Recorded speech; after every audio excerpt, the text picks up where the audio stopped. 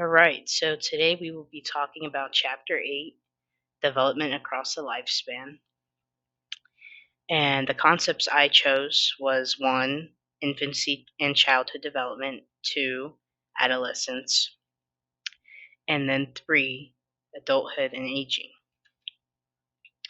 So when we develop at a young age, our bodies are changing. Uh, you know, Especially when we're babies, physically we're changing, cognitively we're changing, our motor and sensory skills are increasing. Um, Development is very important in our lives. And another aspect of infant and childhood development is autism spectrum disorder. And it's just a disorder that can impair a person's thinkings and their feelings and speech and other socializing skills. The last concept for this development is psychosocial development. So right after birth, the infant's bodies they're changing. Everything's working for the first time. The respiratory system they're learning how to breathe on their own, and they're exposed to new things. For the circulatory system, right when that umbilical cord is cut, they have to circulate their own blood for the first time on their own. And then for temperature, everything it regulates by its body fat. And so then the digestion is working at a different speed as well. It takes longer to digest outside of the womb than inside.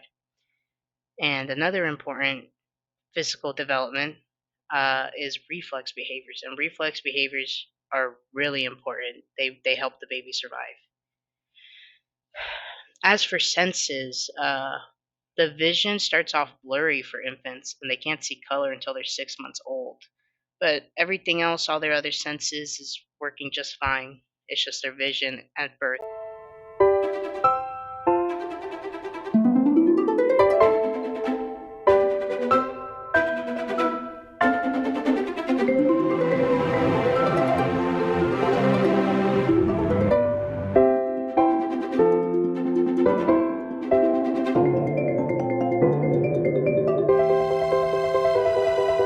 Cognitive development theories. So basically, there are many aspects to cognitive development, and there are two theories we should know about when we're learning about it. So, first is Piaget's theory, and he believed that children learn mental concepts as they see and experience situations. In his theory, he said that there are 4 stages to cognitive development. And stage 1 is sensory motor, which is where children learn about the world using their senses to understand things like object permanence. And stage 2 is pre-operational, which is when young children can mentally refer to objects and use their imagination. However, they can't use real logic. Then stage 3 is concrete operations, which is when children can explain their thinking and have the ability to classify certain objects. And then stage 4 is formal. And at this stage, they use abstract reasoning, hypotheticals, possibilities, analogies, and they really understand and examine materials. And the other theory is Vygotsky's theory. And that theory is the belief that social and cultural interactions can make future children and adults more skilled in life.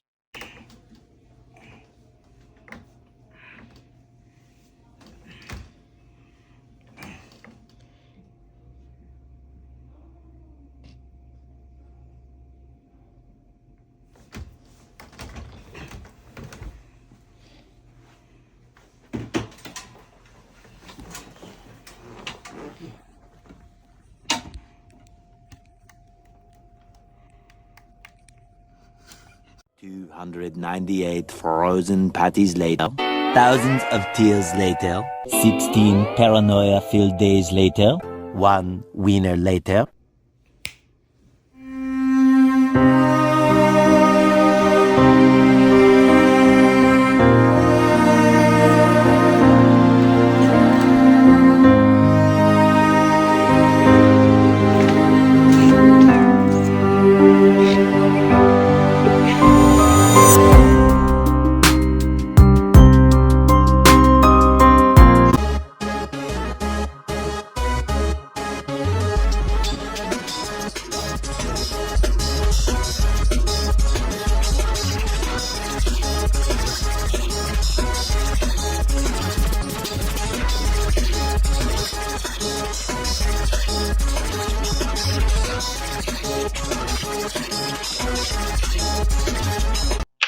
All right, so for psychosocial development, this is the development of the personality, relationships, and self concept.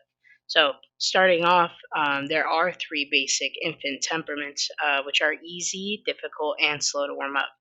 So, easy is usually a happy infant. Difficult is an infant that gets irritated easily.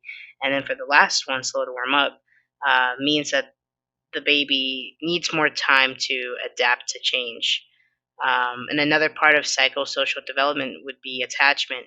There are four types: avoidant, ambivalent, secure, and disorganized slash disoriented. So, avoidant is a baby that doesn't touch base with its parents. The ambivalent baby is typically more clingy and didn't like to explore.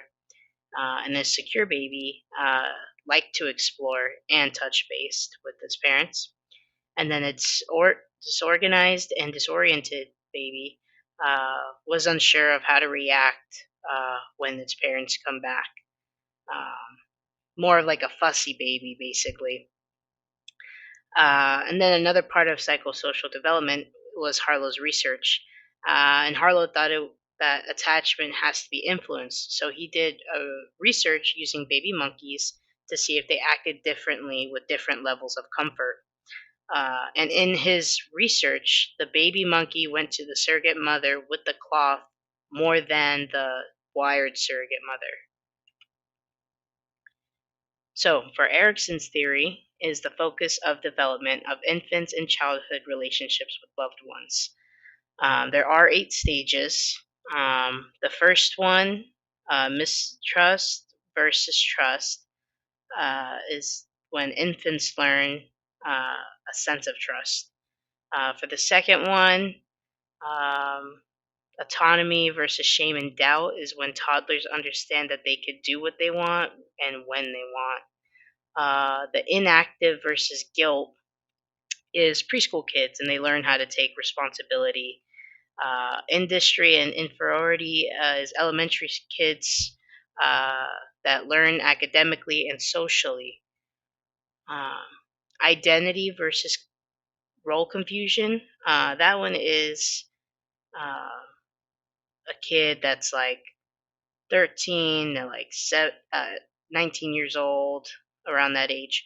That's when they decide who they are and what they believe in and what they want to be as an adult. Um, and then intimacy and isolation. That one's more of like somebody finding a relationship or looking for it. And then there is generativity versus stagnation, which is creative and productive person to take care of the future generation. And then the last one is ego integrity versus despair. This one is coming to terms with future death. And typically, an emotional crisis needs to occur at all 8 stages for normal development to transpire. So, for the second concept, it's adolescence, and this is usually 13 to 20 years old. And at this time, they're going through puberty, and their bodies are changing. They're growing hair, their voices are getting deeper, and they're getting taller. Some, females, they grow breasts and go through menstruation. Uh, Cognitively, their minds are expanding and growing. They have a new understanding of morals, and there are two egocentric thinking types, uh, which are imaginary audience and personal fable. An imaginary audience is the thought that adolescents use to uh, when they feel watched or being judged. It's like an inside thing in their head where it feels like someone's attacking them. Then with personal fable, I mean, those are the people that feel like the star of the show or the center of attention, like all eyes on them. Then for there's 3 levels to morality. One is pre-conventional. That one is when someone gets rewarded when they're right, and then if they're wrong, they get punished. Conventional morality is when an action is morally right, And if it follows the law, uh, and then if wrong, if it doesn't. Then post conventional is when morality is determined by judgment of the person. And then the last one for this concept is Erickson's role confusion. And at this stage, this is where adolescents start to feel confused or insecure about themselves, and usually around this age, they have less confidence in themselves. So for the last concept three, adulthood and aging. For the first part of it, it's physical and health changes. There are three stages to adulthood. And in our 20s, we're in our peak health. Then when we get to our 30s, we start to feel the age a little bit more. And then when we get to our 40s, then that's when we start seeing more physical changes like weight gain, muscle loss, we get shorter. And then at 50 years old, this is when women start to get menopause, and that means they can't reproduce anymore. But as you get older, other problems start to come up too. You could get high blood pressure, cancer, strokes, heart attacks, arthritis, so many other things.